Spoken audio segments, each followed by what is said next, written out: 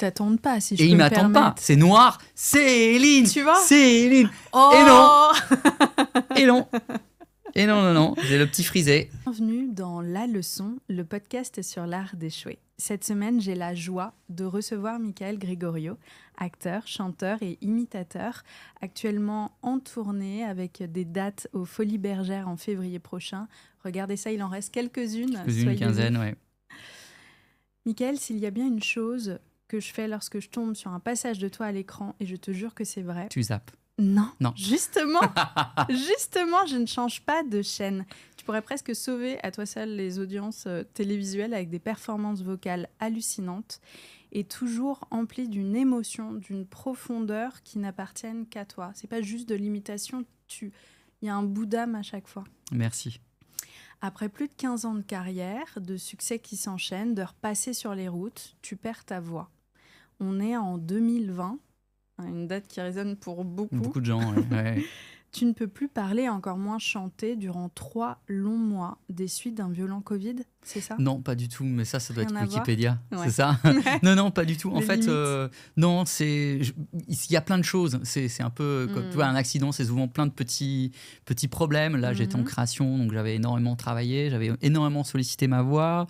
On va en parler après. Voilà, je sais pas si je rentre dans les détails, si tu veux que je te raconte un peu, mais... Tu vas tout me raconter. Je vais tout raconter, mais là, c'était tu pas me le fais Covid un en tout cas. teasing Voilà, de c'était pas le Covid et Ok. j'ai pu parler. J'ai dû arrêter de parler pendant une dizaine de jours. Voilà. Mais je pouvais plus chanter Ce serait comme si je long pouvais pour chanter. moi. Voilà. 10 jours, c'est long quand même. C'est long, mais ça va, c'est bien. Ouais. Un petit carnet, hop, on note tout. Et ton entourage, ils n'étaient pas trop déçus que ça revienne. Bah, mon entourage pendant le Covid, si tu veux, il n'y avait pas grand monde, il y avait mon chat, tu vois. Donc ça va, on communiquait bien. Alors, j'ai envie de te dire, qu'est-ce qui se joue en soi lorsque l'on perd le noyau dur de son talent lorsqu'il nous échappe ? Comment est-ce qu'on apprend la résilience, l'écoute de soi, la persévérance aussi, comme le grand sportif vocal en réalité que tu es ? C'est ma question du jour. Hello, Michael. Hello. Bah écoute, c'était très étrange parce que le monde entier s'arrêtait. Hein. Pas à cause du fait que je perdais ma voix, mais bien parce qu'il y avait Ouais. une pandémie mondiale.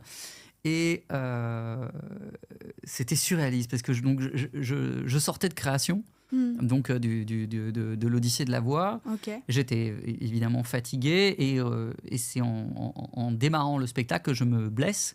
Au bout de combien de représentations ? La première, hein, Oh, au bout de la première minute, j'ai mon pianiste qui est en train de jouer, qui me regarde et il voit ma jauge d'énergie comme dans Street Fighter passer comme ça. Et là, il reste 2 heures à faire. C'était un cauchemar. Première, donc tu n'as pas tes repères encore, tu connais pas, tu sais pas si les blagues vont marcher. Le spectacle, 2h30. Parce qu'il y avait tellement de choses qu'on avait envie d'essayer. Et l'enfer. Tu sais, on dit toujours, mais au pire, Michael, qu'est-ce qui peut se passer de plus terrible ? T'inquiète pas, détends-toi. Tu arrives sur scène et il se passe quelque chose encore pire que toutes tes prédictions, quoi. Oui, mais bon, c'est la vie. Ça, j'accepte Bah oui. ces choses-là. C'est le risque de mon métier. Je suis arrivé, j'étais fatigué de ma création. Quand on faisait les réglages de son quelques semaines avant, j'avais une laryngite parce que j'étais fatigué. Donc, j'ai pas fait mes réglages de son. Je suis arrivé sur scène sans être complètement réglé. Okay. Et puis, avec l'envie de bien faire, l'envie qui fait que j'en fais trop dès le début, je m'entends pas assez, je force. Voilà, un petit ce qu'on appelle une petite hémorragie sur les cordes vocales. Okay. C'est pas bien grave, mais c'est un peu embêtant, il faut du repos derrière. Et puis, la date d'après, sous cortisone, c'est pas terrible, encore une autre date aussi. Bon, et puis le Covid s'arrête, enfin le Covid arrive, et donc là on arrête tout. Et on regarde mes cordes vocales et je récupère pas, malgré les traitements, etc. Donc, je comprends pas. En plus, c'est un cercle vicieux, je te coupe, mais ouais. la cortisone, il y a un sorte de cercle vicieux qui peut se jouer Oui, parce que la cortisone, on a l'impression qu'on est Superman, et donc on force par-dessus une blessure. Donc, moi, j'évite d'en prendre. La plupart du temps, je n'en prends pas. Mais là, j'avais pas vraiment le choix. Et là, ça récupère pas. Je comprends pas. C'est quoi ta routine vocale? Je sais que le matin, par exemple, tu prends vachement soin de conserver ta voix. Je parlais de toi comme d'un sportif vocal, mais c'est réel. C'est quoi ta routine à toi? Il n'y a pas vraiment de routine. Ça dépend. Ok. Ça dépend en tournée. Ça dépend si c'est en dehors de la tournée. Ça dépend si il y a le jour d'une date ou un week-end enfin des jours off entre la tournée. Ça varie énormément. Ok. Quand je suis en tournée, quand je joue le soir, non, je fais hyper attention. Ouais. Mon objectif, c'est de dormir le plus possible pour récupérer. Le nerf de la guerre, si je peux dire, c'est vraiment de dormir, se reposer, être au calme, éviter évidemment les endroits bruyants, restaurants, les bars, manger pas trop pour pas qu'il y ait de remontées acides. Tout ce qu'on adore, quoi. Tout ce qu'on adore, quoi. Ouais. Hein. Moi, j'adore le café. Le café, c'est pas dingo.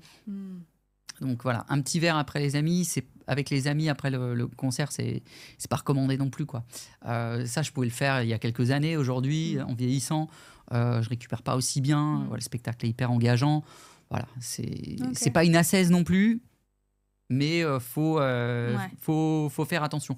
Après, en dehors, en ce moment, tu vois, je fais attention, mais je peux sortir, aller prendre un verre dans un bar, aller au restaurant, même si c'est bruyant, je vais pas emmerder mes amis en disant putain, non, je vais pas pouvoir parler avec eux. Enfin, non, là en ce moment, comme j'ai pas de date avant janvier, j'ai une vie à peu près normale, tout en essayant quand même de pas faire n'importe quoi et en chantant régulièrement quand même pour pas perdre la vélocité, faire quelques petits exercices de temps en temps.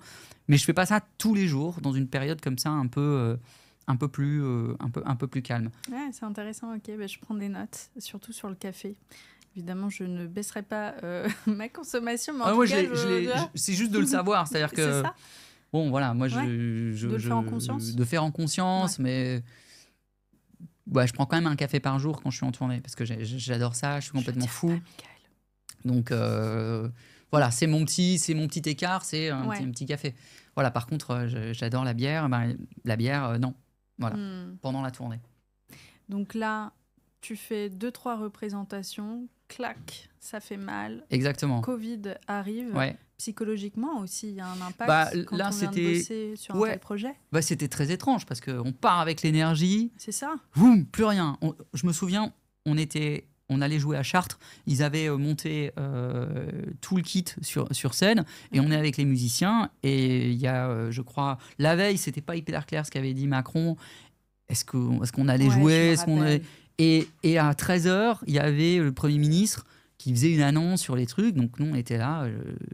J'étais dans la voiture pour aller à la gare.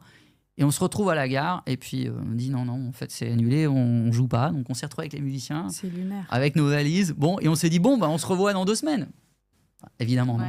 On se revoit dans 2 semaines et puis on va travailler dessus, on va essayer de voir. Et moi de mon côté, j'avais toujours ce truc, j'avais du mal à récupérer. Et en fait, il y avait un petit truc caché derrière la corde vocale qui m'empêchait complètement de récupérer, qu'il a fallu enlever. Mais au départ, moi, j'ai fait tout pour essayer de ne pas l'enlever, de le réduire. Voilà, j'ai fait tout un tas de trucs, du repos, etc. Alors là, pour le coup, j'avais l'occasion de faire beaucoup de repos. Et puis voilà, j'ai vu plein de spécialistes et malheureusement, j'ai pas eu le choix que de me faire opérer. Heureusement que tu as pu les voir parce que moi, je me rappelle durant cette époque-là qu'il y avait plein de spécialistes qui avaient carrément fermé les consultations. Oui. Tu sais, il y avait plein de retard et c'était même un peu terrifiant à l'époque. Je me rappelle de cellules de cancérologie où il y avait des retards. Pour les opérations? Pas pour les opérations, c'est peut-être ça la nuance. Ah bon? Mais je me rappelle, écoute, je couperais si je dis une connerie, mais je me rappelle que c'est une époque où tout le monde est dans le flou en mode est-ce qu'on va être soigné? Est-ce qu'il va y avoir un retard immense? Tous les médecins étaient concentrés sur les cellules Covid. C'était chaud. Après, les ORL, les phoniatres, ils sont spécialisés de la voix. Donc, je sais que moi, j'ai pas eu de problème pour... Alors, évidemment, pas pour me faire opérer. L'opération a été retardée, évidemment, par le Covid. C'est ça. Ça, oui. Mais par contre, pour consulter mon médecin phoniatre, ça, c'est OK. Ça, c'était complètement OK avec, évidemment, le masque, etc., etc.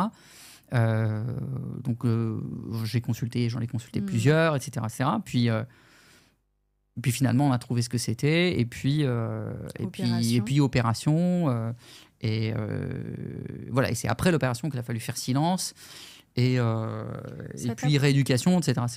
Ça t'apprend sur toi de devoir te taire pendant 10 jours? Question.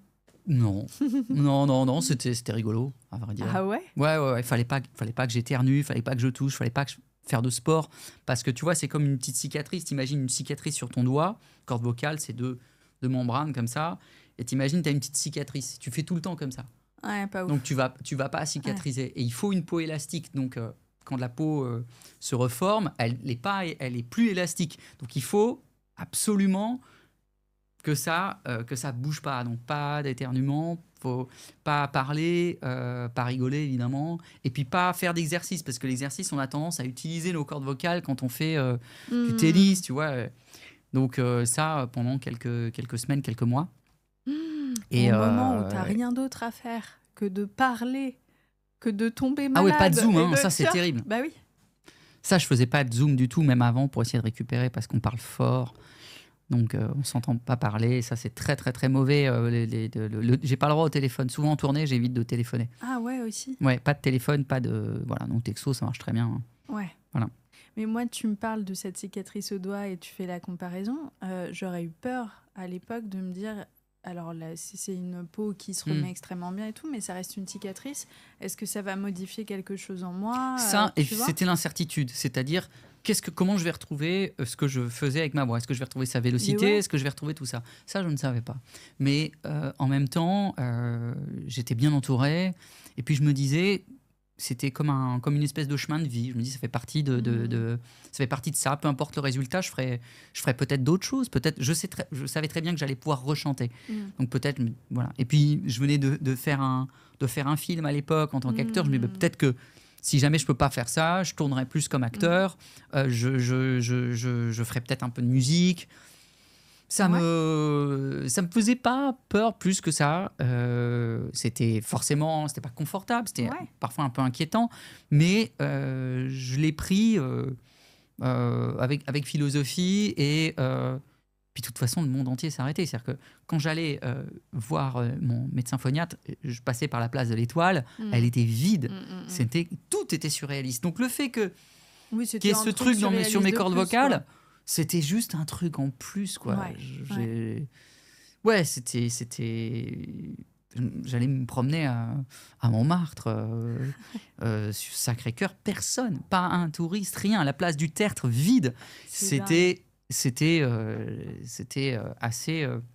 assez surréaliste, mais... je suis tombée sur des photos hier ou avant-hier, je te les retrouverai après, je crois, sur TikTok, des animaux, tu sais, qui avaient repris un peu le cours de la vie en utilisant nos espaces de vie. Ouais. C'est dingue. Il y a tellement de moments comme ça, à chaque fois je le dis et je radote parce que je suis une vieille personne apparemment, mais...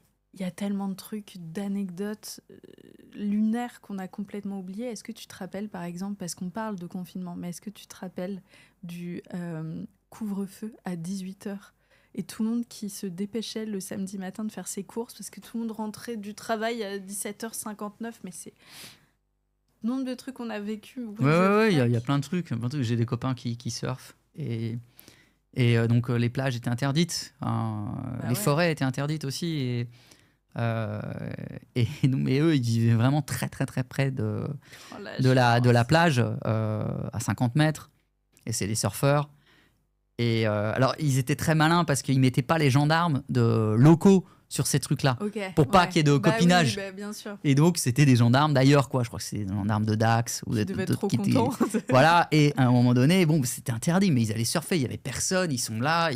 Ça fait même partie de leur périmètre dans le kilomètre. Donc ils allaient surfer comme ça. Puis un jour, ils voient des gendarmes en haut de la dune là. Ah putain. Donc qu'est-ce qu'ils font? Ils disent allez, on rame vers le nord.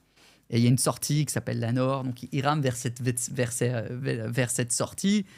Et parce que les gendarmes commencent à les suivre. Puis après, ils se rendent compte qu'avec les bottes, tout ça, dans le sable, ça va être compliqué.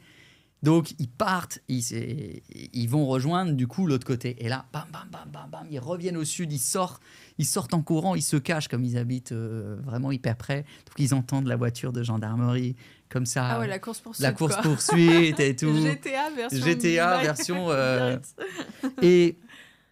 Et donc, ça, c'était quand même assez surréaliste. Et alors, pas de bol, il y avait plein de gens qui surfaient à la sortie nord.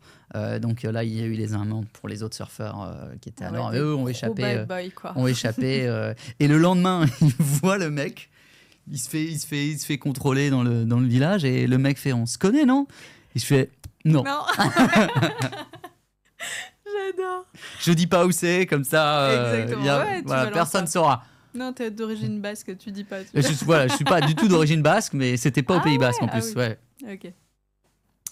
C'est hyper intéressant. Je reviens sur ce concept-là dont tu parles. C'est un truc que je travaille vachement en ce moment. Enfin, j'essaye tout du moins.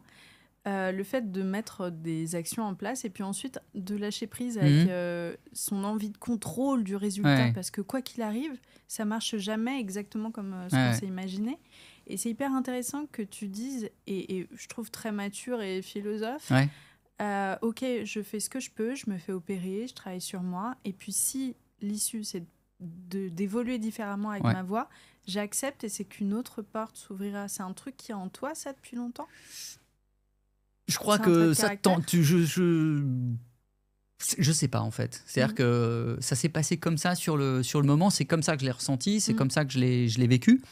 Mais je sais pas si c'est en moi. C'est dur à prévoir ces choses-là. Parce que si tu m'avais dit ça peut-être il y a 10 ans, j'aurais pas eu cette réponse-là. Peut-être que je me dis ah non, c'est terrible, oh là là, qu'est-ce que je vais faire? Et puis voilà. Et puis tu aurais projeté déjà des peurs. Tu projettes des peurs, etc. Exactement. Et en fait, une fois que tu es dedans, finalement, il n'y a que comme ça que tu sais comment tu vas réagir et comment tu prends la chose, quoi. Voilà. Je t'arrête. Il voulait que tu arrêtes la clim tout à l'heure. Il m'a dit, la dernière fois, on a enregistré avec la clim et elle faisait pas de bruit à l'écran. Tu veux que j'enlève? Ah, moi, elle est un peu trop sur la gorge, mais... Non, bah, je vais l'enlever alors. Voilà, sauf si on a trop chaud. Je fais des angines très facilement. J'ai ce stress-là, donc je l'enlève. Et je te fais trop piquer aux États-Unis, ça devait être l'enfer, la clim pour toi. C'est des fous furieux.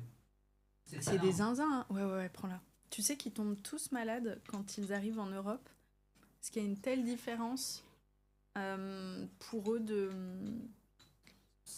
chimie interne. Ils la mettent dehors, les fenêtres ouvertes, et il fait 15 degrés alors qu'il fait 30 dehors. Et au supermarché, les bacs glacés, mais où il n'y a pas de porte, où on dépense l'énergie comme ça m'a choqué de ouf aussi.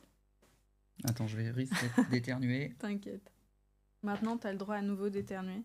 Donc, tout va bien. Ouais. Non, et même le sport, fallait pas faire.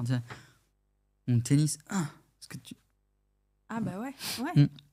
Et ça dure 3 mois. Donc, au départ, tu peux pas parler. C'est-à-dire qu'en fait, la première semaine, silence. Rien. Solo chez toi, c'est dur pour le mental quand même. Hein. Et après, doucement. Ok. Tu vois, petit à petit, etc. Je sais plus exactement le détail, mais après, je crois, au bout d'un mois et demi ou 2 mois, tu peux reprendre une activité physique. Et puis, parler un peu plus fort, tu vois, et puis commencer à chanter. Je crois que c'était au bout de 3 mois que j'ai recommencé à chanter.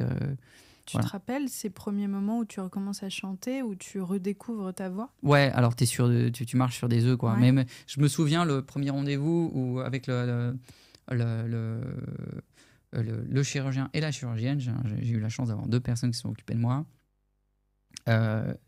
Exceptionnel. Et allez-y, parlez. Donc, là, c'était vraiment assez fébrile, quoi. Je marchais sur des œufs, quoi. Je parle, ah oui, waouh. Puis tu réentends ta propre voix. Ouais, et puis l'examen était super, quoi. C'est-à-dire que ils étaient vraiment très, très, très contents de ce qu'ils ont fait. Donc, et puis j'ai pu chanter. Je me souviens plus après. Honnêtement, je me souviens pas comment ça s'est fait. J'ai trouvé que c'était hyper fluide. J'ai refait une rééducation vocale avec une orthophoniste, mais pour le chant, comme c'est du bricolage ce que je fais, on m'a conseillé de le faire avec moi pour essayer de retrouver un petit peu mes sensations. Et c'est vrai que c'était différent. C'était pas comme avant. Ah ouais. C'est comme si on m'avait rendu mon appart et on avait changé la déco. Donc il y a des choses qu'il a fallu réapprendre, notamment au niveau de la justesse. Ah ouais. J'étais un peu plus faux. Je ne suis pas le mec qui chante le plus juste de la Terre, mais là je galérais vraiment avec la justesse et des choses que j'ai perdues peut-être en voix de tête sur les très aigus, mais j'ai regagné sur l'aigu en voix pleine. Euh, mais j'ai quand même eu cette sensation d'avoir des cordes vocales de bébé, quoi, d'avoir des trucs toutes neuves, quoi, par rapport à avant où j'avais cette sensation de caillou dans la chaussure. Hmm. Le caillou avait disparu. C'est Voilà. tellement intéressant parce que ça te force à retravailler des bases que tu as éliminées il y a longtemps et à reprendre un canevas totalement neutre. C'est même un peu intéressant, je pense, en tant que chanteur. Ah, non moi, c'était très, très, très intéressant. Et il y a des choses que je ne peux plus faire, Ok. mais d'autres choses que je ne faisais pas et que je m'autorise aujourd'hui. Genre quoi Dans le détail, c'est compliqué, mais je trouve que ma voix pleine, dans les aigus, elle est beaucoup plus solide qu'avant. Oh, wow. Mais j'ai perdu un peu en voix de tête. Ok. Ce qui faisait aussi ta force, donc c'est aussi un second Michael Gregorio qui arrive et qui propose... Il y a des petites nuances, quoi. Il n'y a pas de grands changements, il n'y a pas un Mhm. changement fondamental, mais il y a quelques petites nuances dans les très aigus. Je m'autorise plus voilà, d'utiliser ma tessiture de baryton Martin, alors qu'avant, je restais un peu dans le baryton ou le contre-ténor et je sortais pas trop de ces registres-là. Ok, Aujourd'hui, je vais chercher le ténor un peu en voix pleine de temps en temps dans le spectacle. Je me sens plus à l'aise aujourd'hui. c'est intéressant quand on y réfléchit à cette période-là de se dire que ça intervient après le fait que tu aies énormément bossé sur un projet, que tu aies littéralement tiré la corde, que tu te mettes à fond. Allez, c'est les premières représentations, 2h30, c'est énorme. Ouais, mais je savais pas que c'était 2h30. On n'avait pas vraiment eu le temps de faire, Ah ouais, de faire un filage. bonne Donc, surprise. bonne surprise. Ouais. Cadeau. Et puis tout d'un coup, ta voix te dit en fait, on va pas te laisser le choix. Tu vas littéralement devoir te reposer et pas juste t'asseoir sur un canapé et regarder la télé. Tu vois, genre vraiment profondément te reposer, ce qu'on ne fait plus jamais dans nos vies surchargées. On est toujours overstimulé par ces réseaux sociaux, par Netflix, par un appel des copains, tu vois. Il y avait les réseaux sociaux et Netflix quand même à cette époque. Hein. Bien sûr, mais Ouais. toi, tout d'un coup, tu dois profondément prendre ce temps de repos qu'on s'autorise jamais. Hmm. Et est-ce que ça t'a fait découvrir quelque chose en toi, peut-être aussi? Que j'aimais l'oisiveté, hein, franchement. Danger. Donc, je me suis pas ennuyé du tout. C'est-à-dire que je mettais pas de réveil. Alors, je me suis bien décalé, hein, parce que je pense que je me couchais hyper tard. Je pense que j'ai regardé énormément de documentaires, notamment sur Netflix. J'ai lu. J'étais confiné avec quelqu'un et au début, en tout cas, après elle est partie, mais elle adorait Friends et les docus de serial killer. Donc on a Tu vu, redécouvres les gens pendant le Covid. on a beaucoup vu, mais je trouvais ça très très très intéressant. On a revu tous les Friends et voilà. Et puis je cuisine pas beaucoup. Et ben là, c'était l'occasion de cuisiner, de faire des cookies, voilà quoi, et du sport. Et voilà. Et puis redécouvert différemment. Ouais, et puis j'ai la chance de vivre dans un quartier qui était très agréable, où je pouvais aller me balader. Ouais, vraiment. Enfin, je m'autorisais à balader. Je me faisais une petite décharge pour aller marcher. Non, je me suis pas ennuyé à cette période. Et puis tout d'un coup, tu décentrais la voix de ta vie aussi, parce que tu me racontais ta routine tout à l'heure, surtout celle en tournée où tu dois ne pas trop aller dans des restos bruyants. Alors là, bon, évidemment, pendant le Covid, il n'y en avait pas, mais avoir un régime alimentaire, etc. Et tout d'un coup, ce truc-là qui détermine tout ton quotidien et qui doit te mettre dans un ultra-contrôle de grands sportifs, si, justement, parce que justement, j'essayais absolument d'éviter l'opération, donc j'essayais de récupérer le plus possible. Moi, je parle, pardon, je suis pas précise, je parle de l'après où tout d'un coup, de toute façon, tu peux pas parler, donc tu t'enlèves une pression de fou, non? Ah, tu veux dire après l'opération? Ouais. Oui, mais c'est pareil, pas de resto, quoi qu'il arrive, pas de copains. Non, alors là, c'était la version la plus la plus hardcore quoi, de ça, puisque je devais Ok. absolument pas parler. Quoi. Donc, et même pas de sport. Donc la lecture, et puis un carnet. J'avais un carnet sur lequel je notais plein de choses, trucs de course, tous ces trucs-là. C'est comme ça que je communiquais avec mon entourage. Mais je me souviens qu'à cette période-là, donc ça devait être au mois de juin, on commençait à ressortir un petit peu quand même. Ouais. Et les cafés, et les terrasses des cafés étaient un peu Hmm. ouvertes parce que je me revois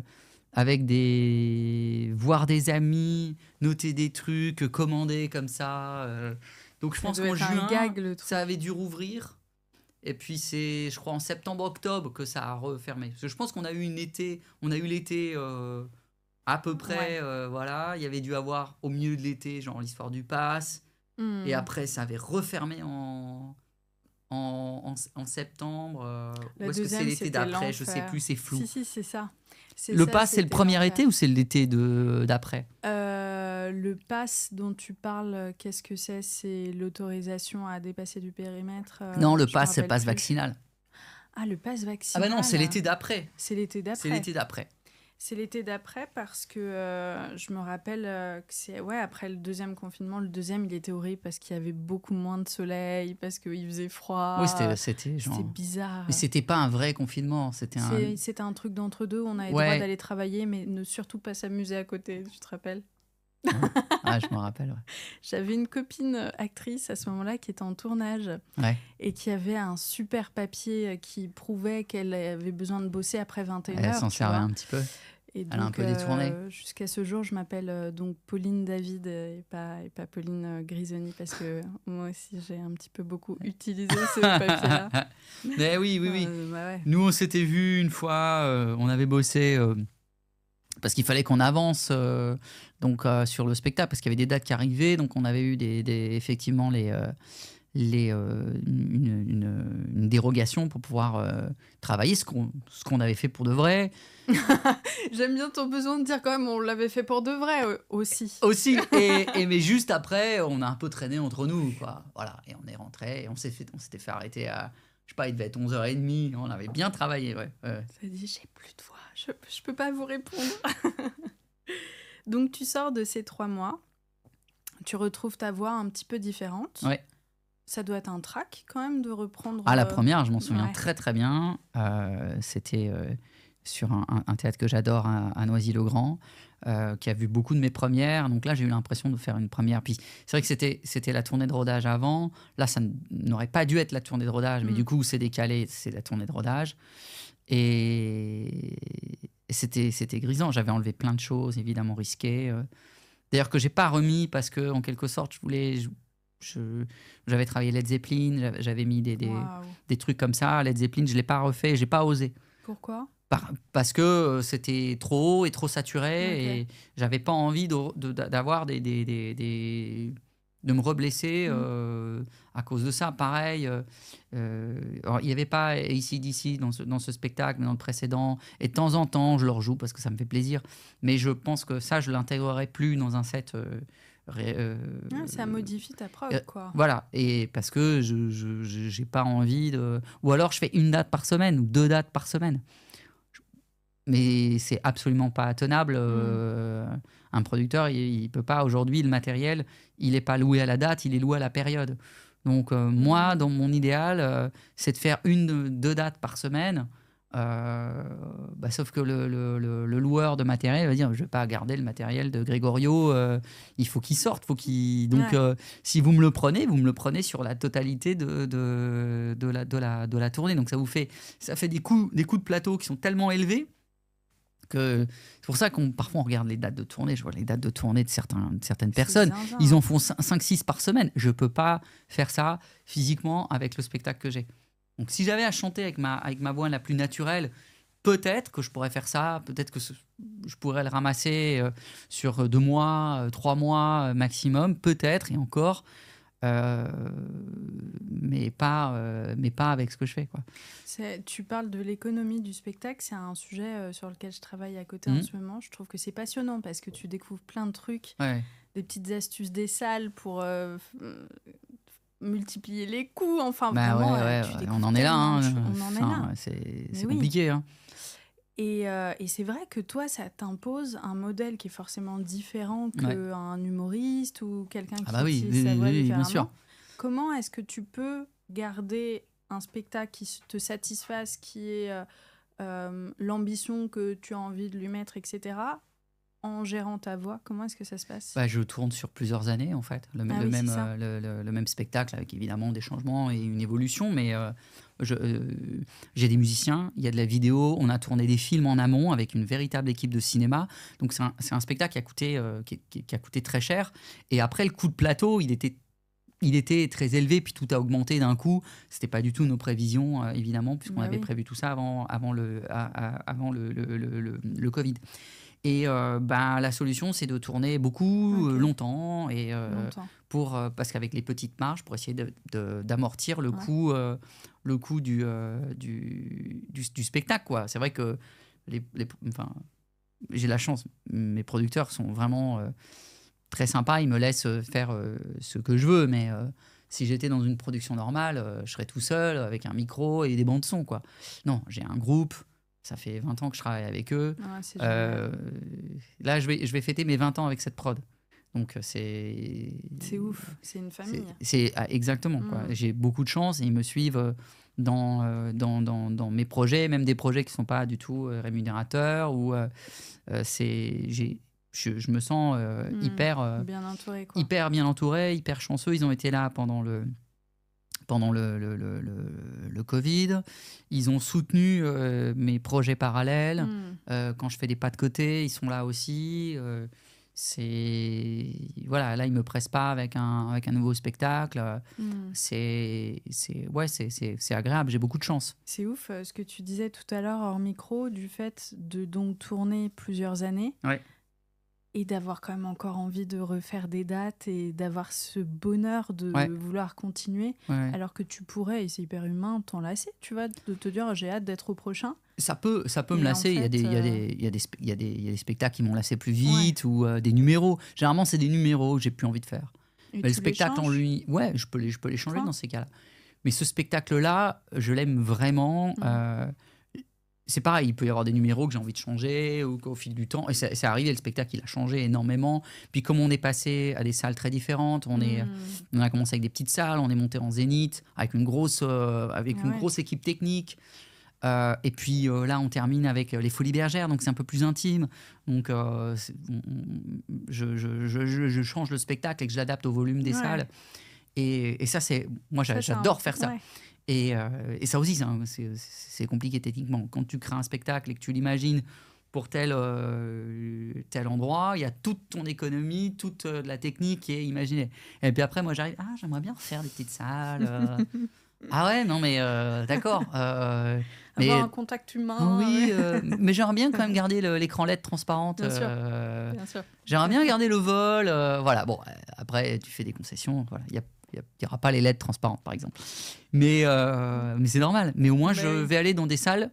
Voilà. Je crois que la plus grosse salle sur cette tournée, c'était 6000 personnes et 250. Voilà. Et ça, j'adore. Drôle. Ça, j'adore faire le grand écart. Et sur G10 ans, le spectacle précédent, on avait fait 12 000 avec Bercy. 12 000. Et on a fait, je crois, la plus petite, ça doit être, je crois qu'on a joué à Saint-Gervais, au Théâtre de la Montjoie, et c'est pareil, 250. Mais ça, c'est un cauchemar pour les équipes techniques et les équipes de production. Voilà, et moi, c'est un bonheur. Évidemment. Mais ça, j'adore parce que j'adore les grands volumes. Je trouve qu'il y a des choses qu'on peut faire, et puis... Et aussi, j'adore les petites salles, quoi. Comment tu arrives à créer du lien avec un public aussi grand que 12 000 personnes? Il y a un micro, en fait. Donc, Oui, et moi, j'adore parce que... j'adore notamment parler doucement dans les grandes salles. Okay. Parce que du coup, tu as une espèce d'écoute. Tu vas créer, cette écoute. Et c'est assez chouette, quoi. J'aimerais pas ne faire que ça. Et c'est pour ça que on se bat à chaque fois avec l'équipe pour essayer d'avoir un spectacle qui soit le plus possible modulable. C'est sûr qu'il y a plein d'endroits où je ne peux pas passer. C'est un cauchemar voilà. pour eux. Je suis un cauchemar. Cauchemar. Et en plus, déjà, rien que ta voix porte plus loin que 250 personnes. Ouais, quand même. C'est bien d'avoir un micro pour pas se fatiguer quand même. Oui, bah alors ça, on a compris, c'est même la leçon de cet épisode. Quand tu regardes ta carrière et toutes ces années passées à construire des spectacles et à toujours vouloir être, je sais pas, t'améliorer et être en constante évolution comme ça, comment est-ce que tu regardes ces premières années durant lesquelles c'est encore un peu imparfait et Ce sera toujours imparfait. Enfin, c'est ce qui fait le charme du spectacle vivant, c'est que on essaye, mais c'est tout ce qu'on fait. C'est juste essayer, quoi. Et il y a l'idée du mouvement. Je ne sais pas si c'est une évolution, mais en tout cas, il y a certainement l'idée du mouvement. C'est-à-dire de ne pas rester au même endroit. Je trouve que quand on est arrivé, c'est la retraite. Ouais, c'est le moment de fini. changer de voie. Et donc, moi, j'ai jamais l'impression d'être arrivé quelque part où je suis sur mon chemin, quoi.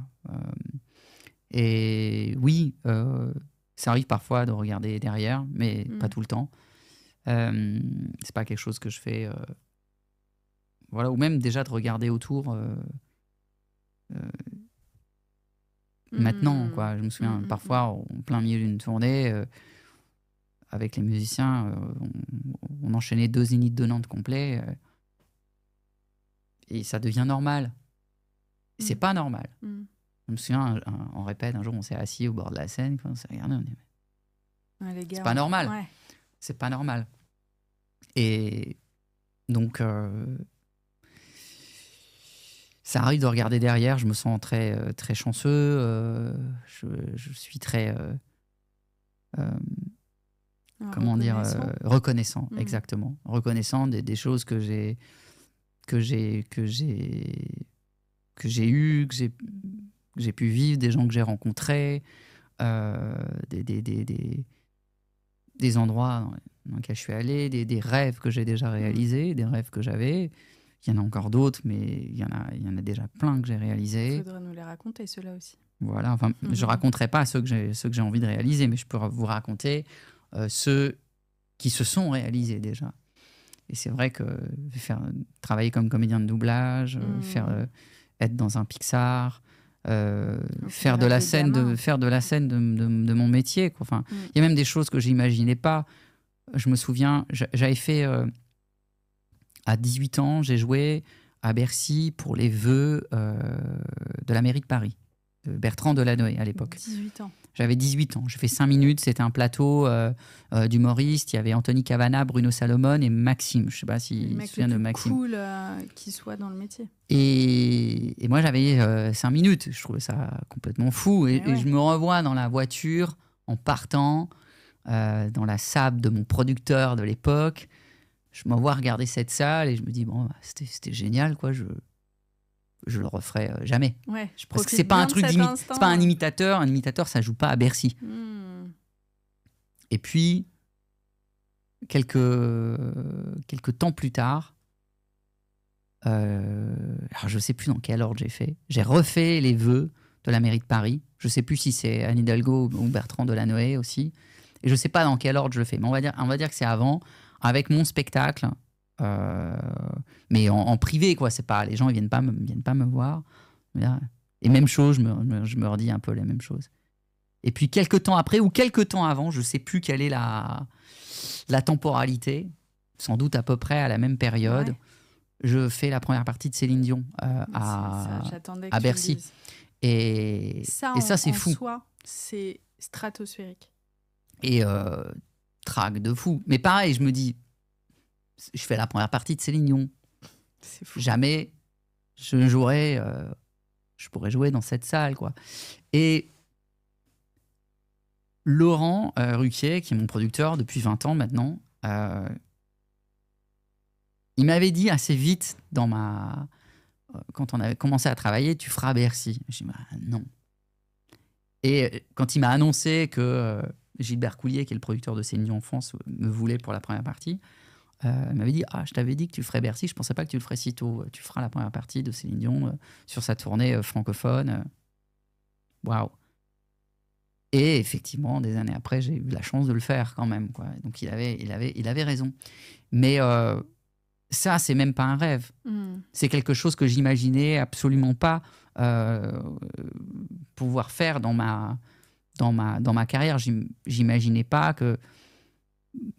qu'avec ce que je fais, je puisse aller dans des salles comme ça, quoi. Déjà, toucher du doigt les zéniths, avoir des musiciens, d'avoir mon propre tourbus, c'est quelque chose qui était absolument pas imaginable. Tu dois regarder à certains moments autour de toi et presque te sentir comme dans une télé, comment dire, dans un écran de télé, quoi. Tu sais, à te dissocier en te disant, attends, est-ce que je suis vraiment en train de vivre ce que je vis là? Je trouve que c'est fou. Non, parce que quand t'es dedans, t'es tellement focus sur ce que tu dois faire et concentré sur ça, parce qu'il faut faire les choses bien. Quand j'ai joué à Bercy, j'en ai pas profité. J'étais tellement... C'était ma première fois. On filmait le spectacle, j'avais des invités, je volais dans la salle. Et le sketch qu'on n'avait absolument pas pu répéter avant, donc et c'était filmé. Enfin, c'était c'était trop stressant pour vraiment être. Là, t'es vraiment concentré sur ce que tu dois faire. Ouais. Et quand j'ai rejoué une deuxième fois, je voulais justement, c'était pas filmé, donc je voulais profiter de cette date, et puis t'en profites pas parce qu'il y a quand même des invités, comme c'est spécial, tu te dis tu vas pas juste faire ton spectacle. J'avais caché 600 choristes dans la salle, donc c'était il y avait des... challengeant. Ouais, donc non, t'es concentré, t'en profites pas. C'est après, peut-être, tu te poses le soir sur ton canapé, tu te dis, c'est fou. Mais tu vois, et t'as vu ça, puis après, chez toi, t'es tranquille, tout le monde dort. Puis tu commandes à manger, puis tu te fais tes petits trucs, et puis la vie revient. La vie revient, et puis tu montes, et puis le lendemain, c'est fini. Voilà. Ouais, c'est un drôle de métier. C'est un drôle de métier, mais ouais. Ah là là, merci beaucoup pour toutes ces anecdotes. J'ai envie d'une dernière anecdote. Avec plaisir. Avec Céline Dion, est-ce que tu as un truc à me raconter sur cette soirée-là? Plein de choses, j'ai appris énormément. Moi, je suis quelqu'un qui a le trac, je l'ai toujours, je pense que je l'aurai toujours dans ma vie. Mais évidemment, je ne le gère pas de la même manière aujourd'hui que c'était en 2008, Céline Dion, donc qu'à cette époque. Et forcément... le tracomètre, il est à 200%, quoi. J'arrive, scène centrale, c'est en Belgique, Sport Palace. Ils savent pas, ils savent pas qui je suis. Ils attendent Céline Dion et ils ont ce petit gars qui arrive sur cette scène centrale, le noir, tac. Alors déjà les répètes, j'arrivais même pas à répéter tellement j'avais le trac. J'étais tellement impressionné par la technique, par les techniciens. Puis ça parlait anglais. Enfin, c'était impressionnant. Excusez-moi d'être là. Ouais, c'est bon, je m'entends bien et tout. Oh là là. T'as des gens tout autour. Et donc, le soir... Puis t'essayes un petit peu, j'imagine, de donner le change. Puis j'avais peur, parce que c'était l'époque où il y avait eu un scandale. La Miss Belgique qui parlait pas bien flamand. Donc, je me suis dit, si j'arrive et que j'enchaîne en français, ils vont pas m'aimer, quoi. Ouais.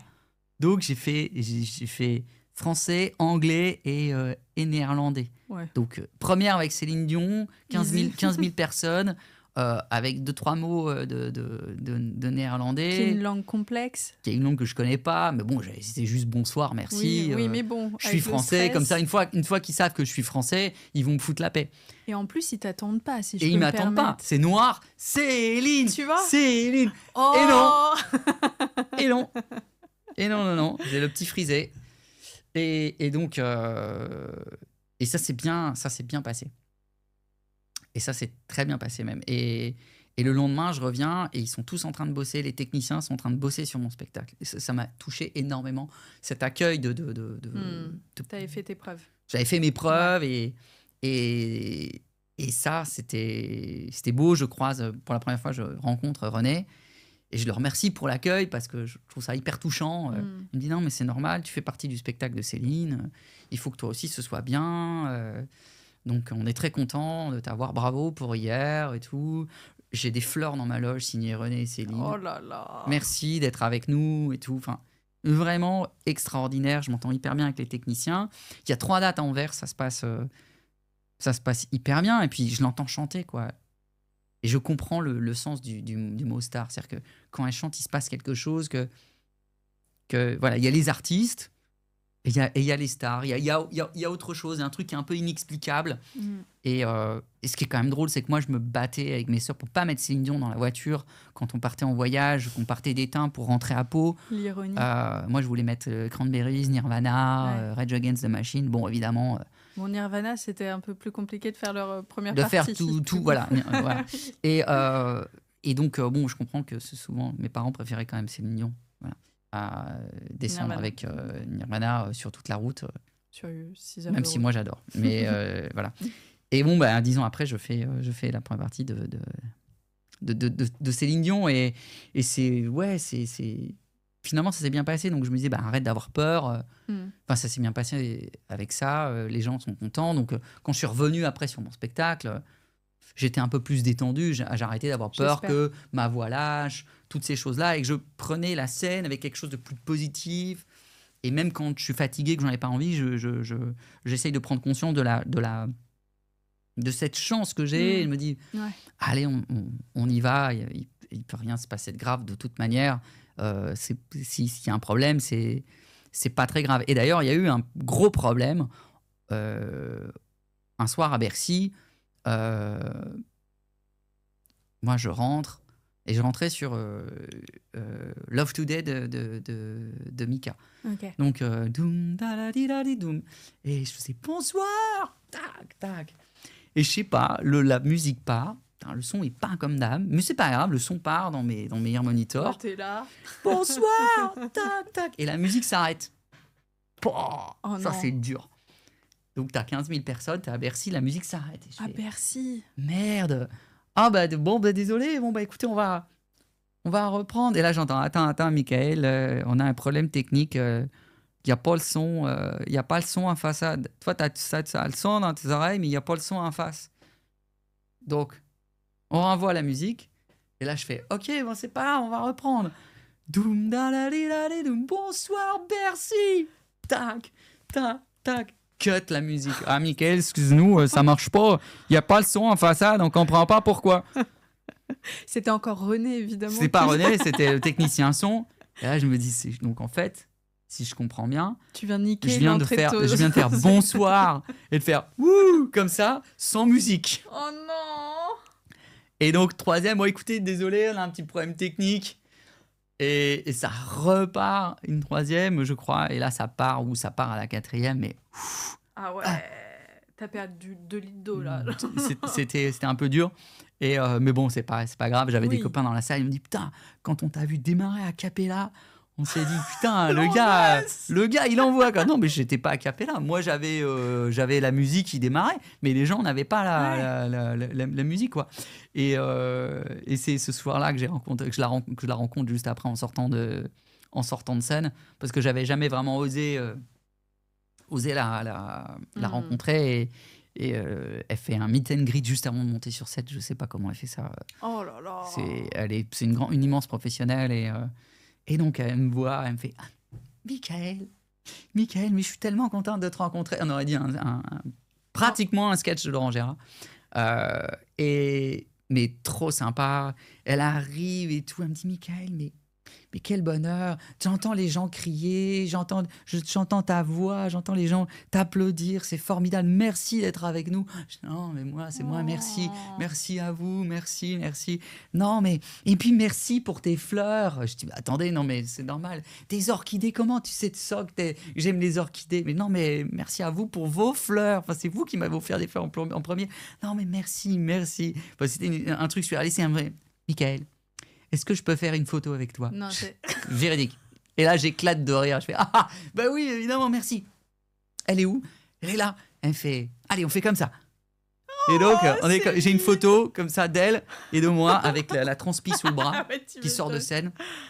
Et c'était une manière très élégante d'arrêter, si tu veux, la rencontre parce qu'elle avait d'autres gens à voir. Et puis, il fallait qu'elle monte sur scène. Mais j'ai trouvé ça...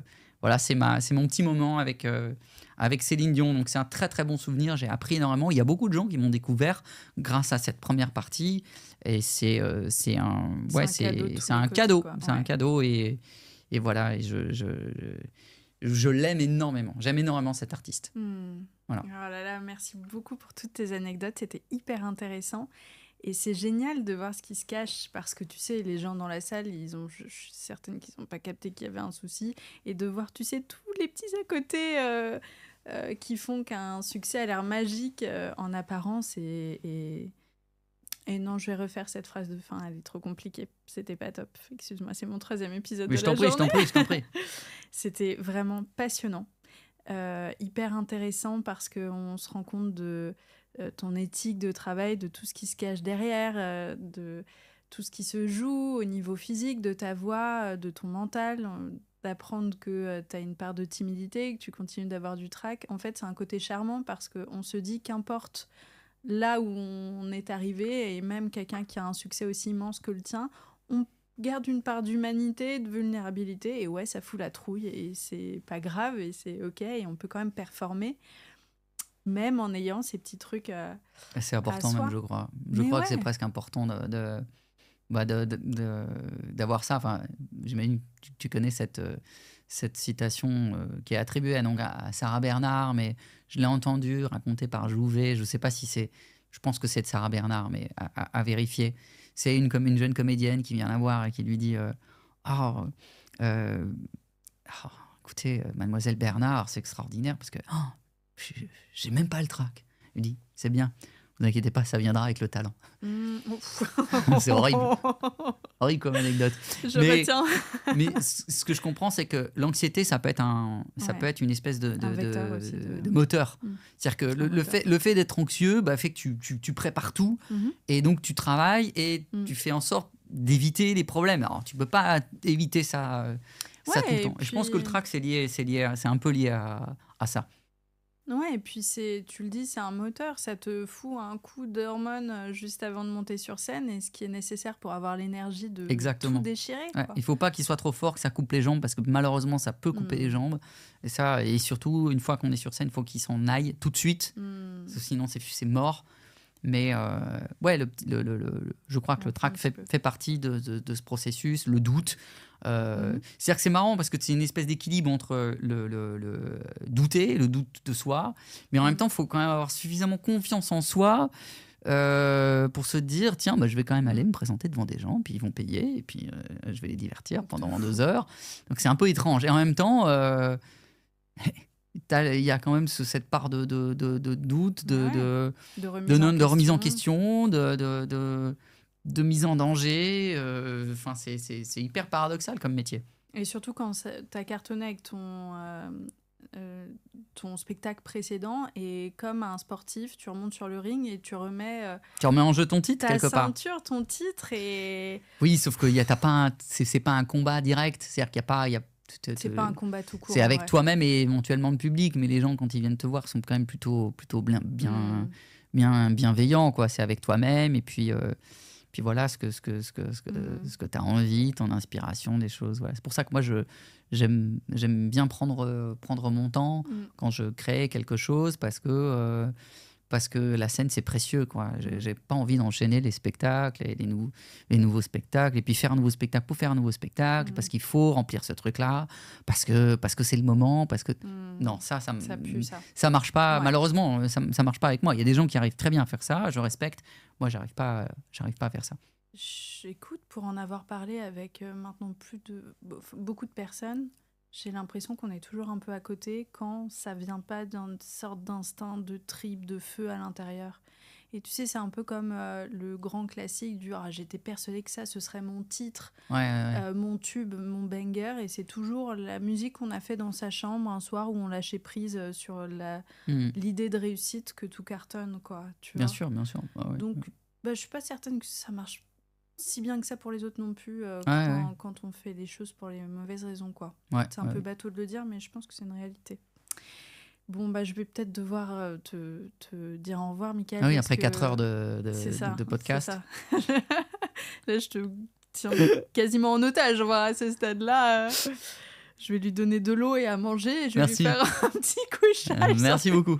J'ai encore des questions. Non, vas-y, je te jure, il y a aucun souci.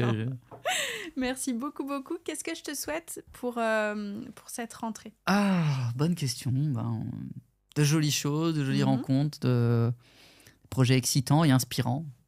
Voilà. C'est déjà pas mal. C'est beaucoup de choses. Hein. T'as vu, Ouais, je c'est suis Oui, t'es pas je suis un peu je suis demandeur là. Hein. Ouais, tu me fous un peu la pression, mais écoute, je vais appeler quelqu'un et puis je. Merci beaucoup. Merci beaucoup. Merci à toi.